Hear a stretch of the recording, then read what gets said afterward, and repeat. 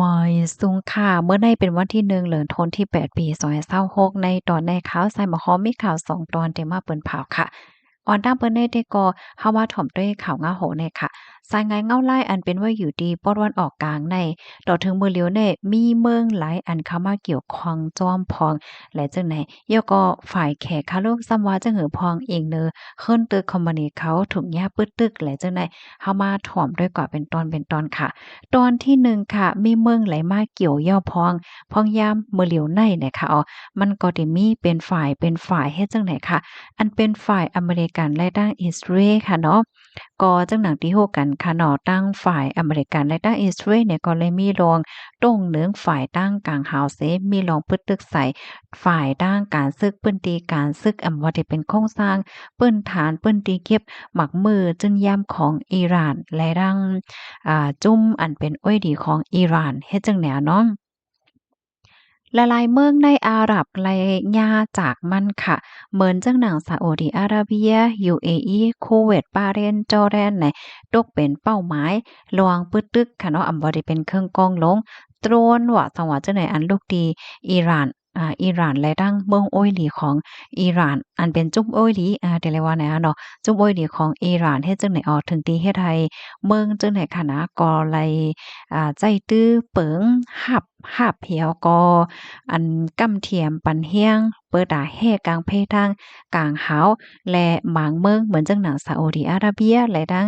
UAE เนี่ยก็มีลองปึตึกกันดังจุ่มยิบกองเปิดตาเกียรติกลางเส้นตั้งการต่อส่งน้ำมันจังไหนออมกำในเฮาคาซัมมาโดยฝ่ายอิหร่านเนาะ อิหร่านค่ะเป็นศูนย์กลางระหว่างระหว่างที่อันปึดตึกค่ะเนาะเอาตั้งเครื่องกองโลหะโตรนเนี่ยจังไหนปึดตึกใส่อันเป็นตะปางเศร้าอเมริกันและดังเมืองโอ้อยหลีของอเมริกันโฮมป้าถึงล้อมรอบและเขาทัดเส้นตั้งเฮ้อตั้งปอตอนหว่องแก็บฮอร์มุสปยก็ออกเปิงก้มกำไหลจังได๋อะค่ะ อันเป็นจุ้มอ้อยหลีของอิหร่านเนาะก็สิมีจุ้มฮิตบอลเลาะเจอเขาในตรงหนึ่งไว้ที่ในเมืองเลบานอนจุ้มโฮตีตรงหนึ่งไว้ตั้งปอตอนเยเมนค่ะในก็มีรองตรงหนึ่งยื้อใส่เฮ่อต่างกลก้าของยืดใส่เฮ่อต่างกลก้าและตะปังเศร้าซาอุเฮ็ดไหนออกยอก็ตั้งฝ่ายอันตับซื้ออันยิบกองในอิรักเฮ็ดจังแหนนะกำในเฮาคาซัมมาด้วยเทียงอันใดทำเป็นเทียงตอนหนึ่งเมืองที่อันเข้ามาอบโอ้จอยเกี่ยวเปิดตาให้มีมาปางอบโอ้ก็ได้มีปากีสถานกาตาร์และโอมานค่ะอันในเฮ็ดนาติปนพรเป็นก้นกลางเปิดเผนนั่งอบโอ้กันฝ่ายตั้งพ้องต่างเปิดให้ตั้ง2ฝ่ายเนาะอเมริกันและตั้งอิหร่านได้อบโอ้กันตกลงกึดตึกกันว่าสังว่าจั่งใดเฮ็ดไหนออก กำในเฮาค่ะสามารถด้วยฝ่ายตั้งแขบ่มาด้วยแขเนี่ยได้ก็มันแต่แค่ว่ามันมีหลายรองหลายตั้งเหมือนทั้งซ่อนแซ่นกันไว้เฮ็ดจังได๋ขาวได้นะมันมีฝ่ายตั้งหน้าและตั้งหลังเพราะว่าเฮาคามาด้วยฝ่ายตั้งหน้าเนี่ยจึงได้หันเลยว่าตั้งฝ่ายแขแน่คัดใจอยู่กลางเป็นกลางปยก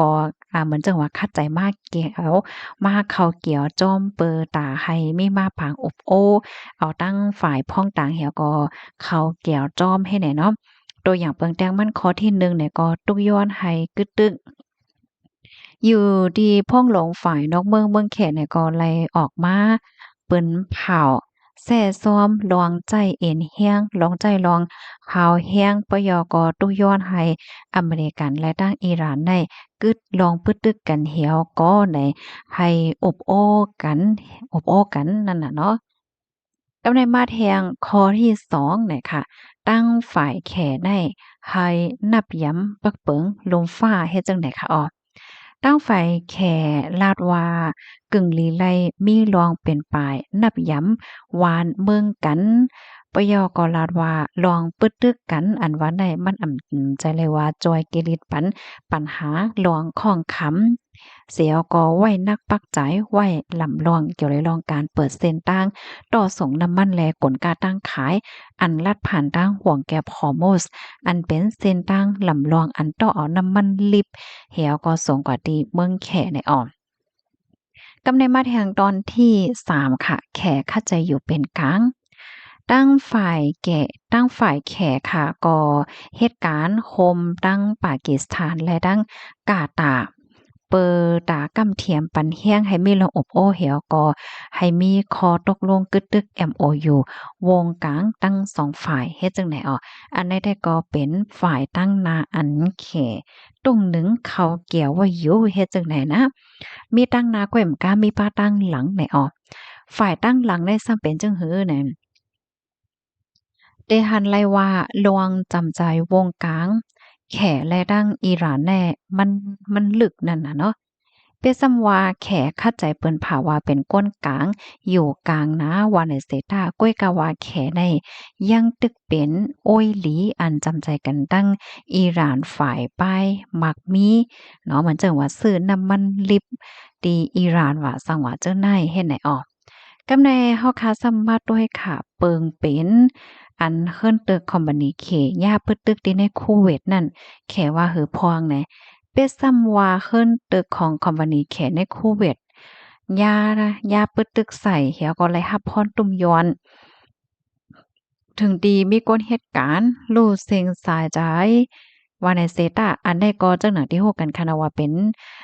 ข่าวได้ออกมาว่าอิหร่านในปึดตึกใส่เห็นน่ะนะก้อยกะว่าตั้งฝ่ายแขได้ก็ยังตึกเย็นๆไว้อยู่นะคะอ๋ออ่ำมีลวงส่งอ่ำมีลวงส่งเอ็นแห้งเข้าโคมนั้นก็เข้าเกี่ยวเข้าตรงหนึ่งจอมเตอเฮ็ดจังไหนอ้อ เพราะว่ามาด้วยได้ก่อไหนเปิดตาเกียดกลางก้นวันก้นเมืองของตัวเจ้าเก่านั่นแต่ก่อไหนกำเทียมปันแห้งเกดิดแก้ไขหลวงของขำผายตั้งจะจึงลงฟ้า UN ไว้ให้จึงไหนยาวไหนค่ะเปิดตาเงื่งอำให้มีพรตุ่มยอนฝ่ายตั้งแห้งถาดแลการก้าการขายของตัวเจ้าเก่าในนั่นยาวค่ะพี่น้องเฮาเขาถอมข่าวโหในยาวหันถึงจึงหือพองค่ะข้อมูลอันใดได้ก่อค่ะไลเปิงอิงเอามาที่ห้องการข่าวอันใดค่ะเนาะ Wall Forum ห้องการข่าว AFP และจังไหนอ๋อยาวก็ครบโลย AI เนี่ยค่ะพี่น้องเฮาค่ะถอมข่าวงาโหในยาวหันถึงจึงหือพอง อันนี้ก็เป็นลองตีอันหลีปักตาตุ้ยเนี่ยค่ะเนาะสั่งไงเงาไล่ซ้ำเดี๋ยวสืบเป็นหือกว่าเที่ยงในเฮาค่ะเนี่ยก็ไปด้วยกว่าให้แหน่เนาะเพราะว่าเฮามาเลยเพี้ยนด้วยในจังหนังที่โฮกันค่ะเนาะทางฝ่ายอิหร่านเนี่ยเขาก็ขายน้ำมันปันอันน่ะแขนั่นน่ะนะ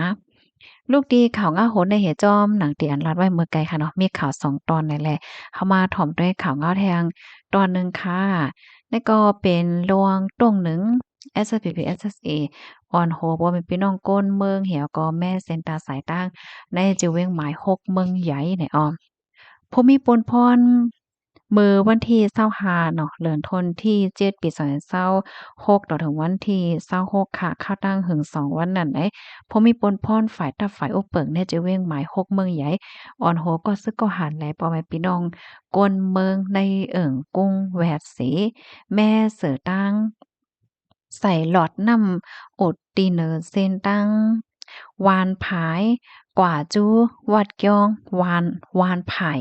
ตั้งไก่ที่มีอยู่หมอกหนึ่งลากตั้งกวางมี12ทัดตีในกุ้งแวดจะเว้งหมาย6เมืองใหญ่เนาะในก็มีรองตรงหนึ่งกว่าเนี่ยค่ะในวันเดียวกันนั่นก้วยค่ะอยู่ดีภูมิพลพรฝ่ายตับฝ่ายอบเปิง ในเจเวียงหมาย11เมืองปาดในก็ไลอ่อนโหก็ซึกก็หารแล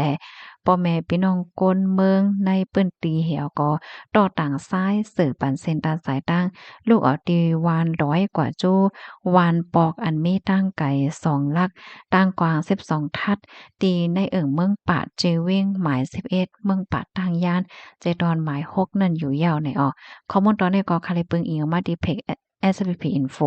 ต่างไว้เนี่ยค่ะแต่เรียกว่าเป็นรองตรงหนึ่งเนี่ยค่ะเนาะพี่น้องค่ะรับถอมยาหันถึงจังหือพองเนี่ยค่ะเนาะเพิ่มแถมพันธหันถึงมาลายเนี่ยค่ะยินจมูกก็ที่รับถอมปันแห้งค่ะออกเมยสูงค่ะ